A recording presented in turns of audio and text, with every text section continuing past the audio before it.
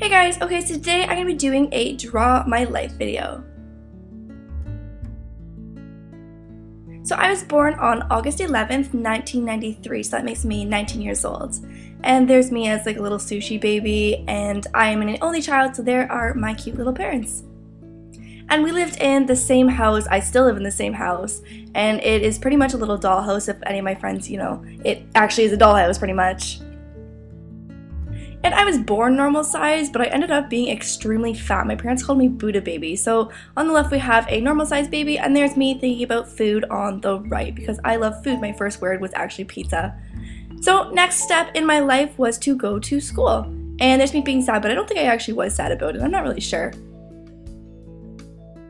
So my first year in kindergarten, my parents actually enrolled me in a private school. So there's me a little bit skinnier, but still a little fat. And in this school, we did really intense stuff like learn French. So there's some like basic French words that we learned, and I learned how to write in cursive. And this was in kindergarten, so this was really intense. But after that 1 year, I don't remember why, but my parents decided to enroll me in a normal public school from grades 1 to 6. And I'm sorry for the really preliminary drawings, but there's 1 to 6, and there's me with my little backpack. And I remember elementary school being a really good time for me because I was one of the more athletic kids, so I was involved in a lot of sports. So there was a really bad soccer ball and a failed attempt at a basketball, and here comes a really bad baseball bat. And I also stood out in running, cross country, and track. So that was kind of like my passion in elementary school and kind of what I stood out for at school. And here comes a really failed attempt at a volleyball net and ball. And I played on all the teams, and there's me being sad because I wasn't actually good at volleyball, but I played on the team anyway.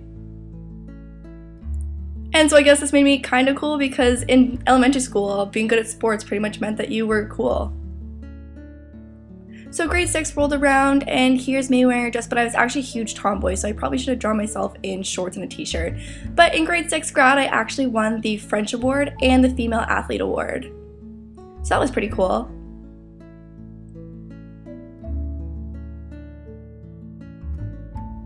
But of course, grade 6 had to come to an end, and because my school only went up to grade 6, we had a middle school that was really only grade 7 and 8.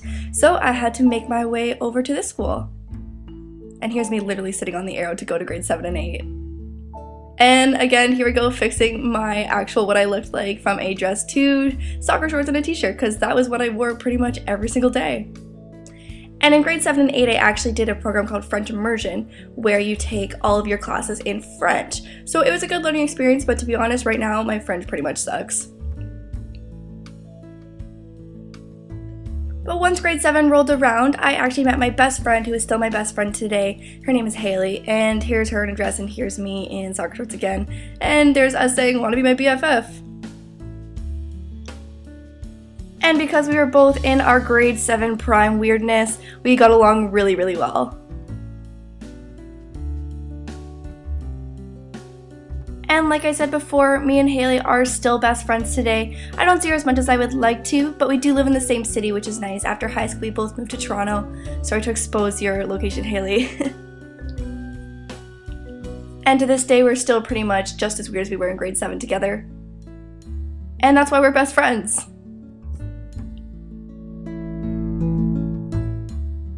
So going back to grades 7 and 8, once those years were done at my middle school, and there's me with my French mustache because I'm in French immersion, and my soccer shorts that were a daily thing, I actually won valedictorian for the French immersion program. So here's me in my disgustingly ugly grad dress, and there's me being really scared to do my speech, so I had to do it in front of a ton of people, and I hate public speaking. So there's me speech, blah blah, motivational words, blah blah. And this was actually a terrifying moment in my life, but it's something that I'll definitely never forget. And even though it was still grade 8, I mean, I was really proud about it. So after grade 7 and 8, we moved on to high school, and it was actually really comforting because all of the Frenchies, which is what we were called in middle school, we all went to the same high school to continue on the French immersion program. So that was really comforting, knowing that I would already know people in high school. And there's me saying what shopping because I still had terrible style. So at this point, I still lived in my super cute little doll house, and I still live in it today. So there are my parents standing next to the house, and my dad decided to grow his mustache into a goatee. Definitely a good choice, Greg. And there's my mom with her super voluptuous hair, which is always like that. And there's me with my little ponytail. And at this point in my life, I had amazing opportunities to travel with my parents because they actually somewhat liked me and brought me on their family vacations. And that is not a dolphin, and that is a really terrible plane. I'm really sorry about that.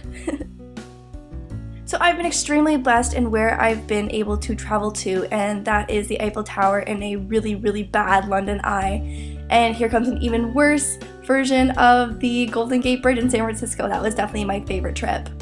But my parents have blessed me for sure in where I've been able to travel to, and we've been to a lot of warm places, there's a sombrero for Mexico. So thank you for that parental unit if you are watching. So moving on to high school, I don't know why we went to go 3D high school instead of the 2D, but anyway, here is my high school, and here is me with kind of my core group of best friends in high school who pretty much stayed the same throughout the 4 years. And it was a pretty good group. There's a really, really bad thumbs up. And of course we went through a ton of high school drama like any group of friends in high school does, but we always ended up alive and okay after all these fights. But in high school, I wasn't really the athletic kid that I was in elementary or even in middle school, but I did coxie rowing crews for 2 years in grade 9 and 10. So there's me being like, row bitches! And I guess I kind of got lazy because the coxie really doesn't do anything but sit in the boat, and although I did do the workouts with them, I was just really content sitting in the boat steering it. So here comes high school, and this is my guidance counselor with crazy, crazy hair, and she was like, what do you want to do for the rest of your life? And mind you, this was in grade 11. I didn't even know what I liked. I had no passions or anything, so I was really, really scared by this, and I was like, oh my god, I do not know what I want to do. So my mom ended up making me take all the hard maths and all the hard sciences, so I took chem and bio and functions and data and all that stuff. Okay, data wasn't that hard, but I still take all of them, and there's a pig that I had to dissect in bio, and there's me being really disgusted by the whole thing. So at this point in my life, I had to start thinking about university and what I wanted to do with my life, and this was actually seriously terrifying. As you can see, my really, really straight mouth, I don't really know what's going on there, but I had to think about university and I did not know what I wanted to do. And also, this is my high school boyfriend who was really nice, but we really didn't have that much in common, and we broke up. But not long after that, I met Sebastian. I wasn't even planning to date anyone before I left for university because I knew that I was going to be leaving the city, and I was taking this little snapback. So after our first date, which was a really, really long first date, it was 12 hours, something ridiculous, we were inseparable, and there's me being like, what kind of name is Baz? That's really weird. So anyway, we fell in love, and we are still dating today, which is amazing. And that whole boyfriend thing was in grade 12, sorry I forgot to mention that. So here is me packing up our big truck and moving to Toronto from my hometown to go to university. And this was absolutely terrifying, and my university was really not that close. It's about an hour and a half away, so it was really not that literal. And there's a really, really bad CN Tower. I'm so sorry for that. And here's me being like, oh my god, I'm going to university, what the hell is going on? And I ended up choosing kind of my safety program that I knew had good jobs at the end, and it's called Graphic Communications Management. I have a video that goes more into detail about that if you are wondering, but basically I hated it, and in first semester I was always like, Mom, can you come get me? This sucks, university sucks. And I lived in residence with a group of amazing girls, and they were all so nice, and I'm still in contact with them today in second year.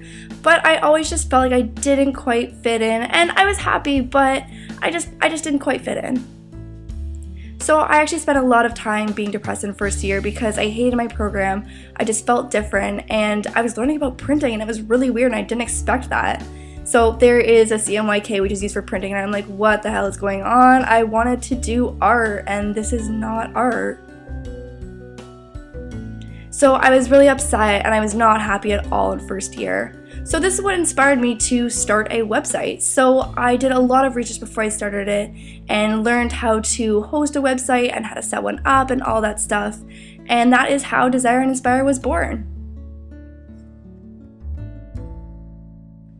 And that is a really sad computer sushi baby as it was born.